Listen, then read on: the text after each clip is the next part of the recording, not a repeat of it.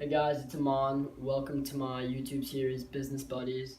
Don't forget to like and sub. Today, I will be interviewing Derrick Travis on some basic general and legal questions pertaining to business. Derrick is the founder of his own company, Coin Cards, and has some substantial business experience. So we're going to try to learn as much as we can from him today. Okay, so when I'm entering the workforce, what type of resume do I really want to have?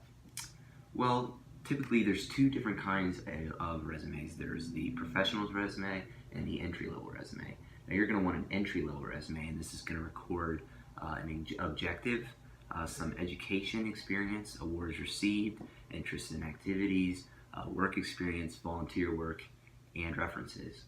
A professional resume would be people who already have kind of experience working, and they're going to more only focus on education and professional experience.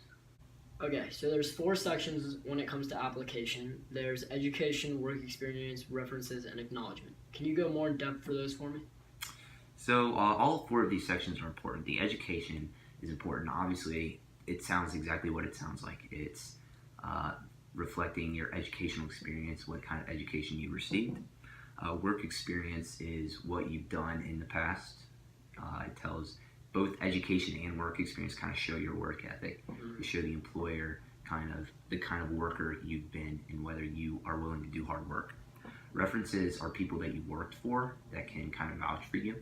They have seen you work, so they know, again, your kind of work ethic and your accomplishments. And then the acknowledgement is the agreement at the end of an application.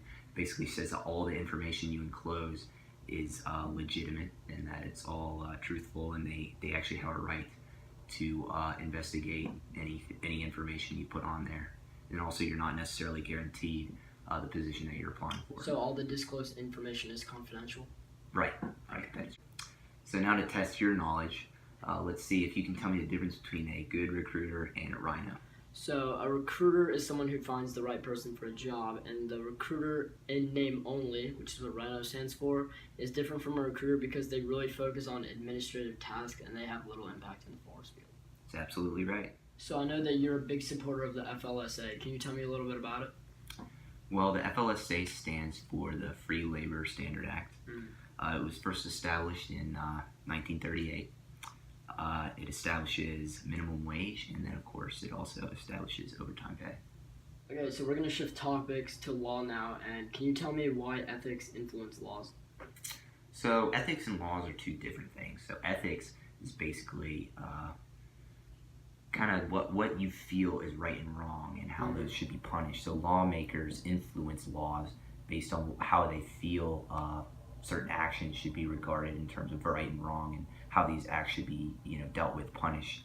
And of course, the laws reflect the ethics of the majority, or what the majority feels is right, and these lawmakers represent the majority.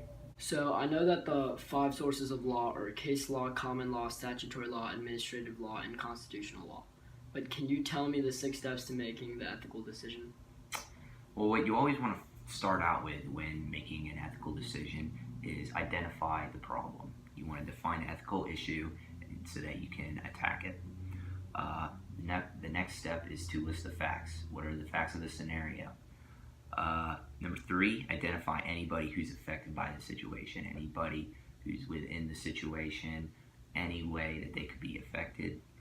And be careful not to make assumptions that can be, that can hinder some people's ability. Number 4, explain what each person in the situation would want you to do. Number 5, list 3 alternative actions, best and worst case for each of them. Number 6, of course, determine a course of action.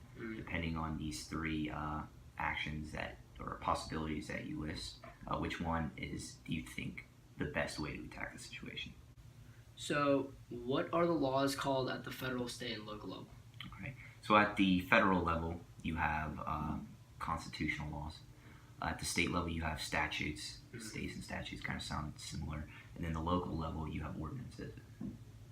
Okay, so let's shift the topic to torts. Can you give me all 3 types of torts and an example for each?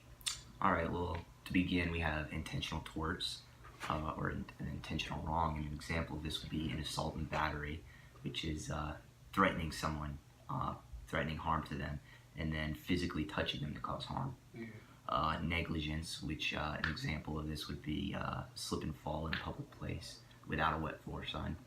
And then, of course, the last one, strict liability. An example of this being if a dog's owner were to bite a stranger for any reason, the owner would be liable even if he practiced the utmost care. So I know that there's actually 4 elements that go into torts. There's duty, breach of duty, injury, and causation. But can you explain to me the 3 remedies possible in a tort case? 3 of the remedies possible. One would be punitive damage, which would be used to punish the defendant.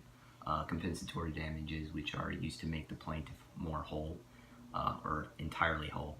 And then an injunction, which is an authoritative warning. And what are the 3 defenses to torts? There's the assumption of risk, the comparative negligence, and of course contributory negligence. Okay, so now we're actually going to move to crimes. So what are the 2 specific ways that crimes are different from torts? Well, in a criminal case, charges are brought by the government as opposed to a tort case, which charges are brought by another citizen, which we call the plaintiff. In tort cases, the only punishment can be a monetary amount, while in criminal cases, you can actually have a fine and a prison statement. So people can actually go to jail for committing criminal offenses. Crimes also must be proven beyond a reasonable doubt. Okay, so I know that there are 4 elements to crimes. There's actus reus, mens reus, causation, and concurrence. Can you tell me the 4 types of mens reus and the 3 types of actus reus? Well, the 4 types of mens rea, let's see, we have intent, knowledge, recklessness, and criminal negligence. And each of these has kind of a different degree of seriousness.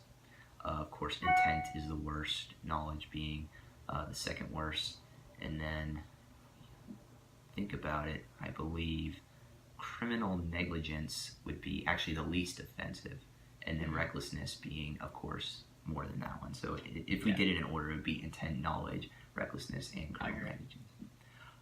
What are the 3 types of actus reus? Let's see, we have the conduct, omission, and state of being. Okay, thank you so much for coming on the show. No problem, it was a pleasure. This has been the Amonto Bani YouTube series. See you next week.